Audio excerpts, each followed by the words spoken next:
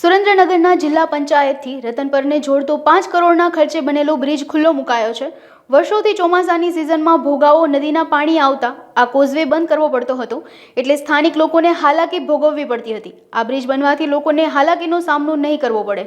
દુધરેજ વઢવાણ નગરપાલિકા દ્વારા અંદાજિત 5 કરોડના ખર્ચે બંધાયેલ સર્કિટ હાઉસ બ્રિજનું લોકાર્પણ કરવામાં આવ્યું છે।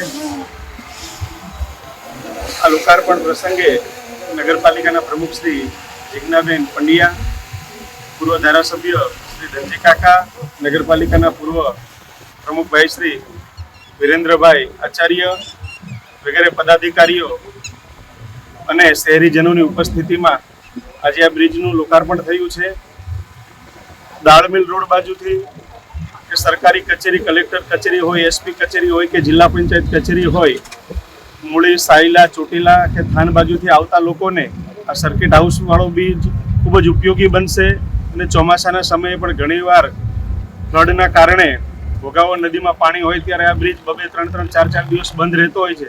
એ કાયમી સમસ્યામાંથી એક સુખદ ઉકેલ આવ્યો છે, ત્યારે સુરેન્દ્રનગરના પ્રજાજનો પણ ખૂબ જ આ બ્રિજ શરૂ થવાથી ખુશખુશાલ છે। અને આગામી દિવસોમાં ડેમ પાસે પણ આવો સરસ મજાનો 28 કરોડના ખર્ચે એક બ્રિજ બનવા જઈ રહ્યો છે।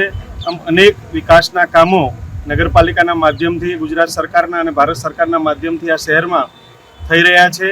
સાથે સાથે અમારા સૌ પદાધિકારીઓ માટે અને શહેરીજનો માટે મારે કહેવું છે કે અમારું સુરેન્દ્રનગર દુધરેજ વઢવાણ નગરપાલિકાને સરકારે મહાનગરપાલિકાનો દરજ્જો આપ્યો છે, એનાથી અમે સૌ ખૂબ ખુશ છીએ અને આપના માધ્યમથી સરકારશ્રીને પણ અભિનંદન પાઠવીએ છીએ।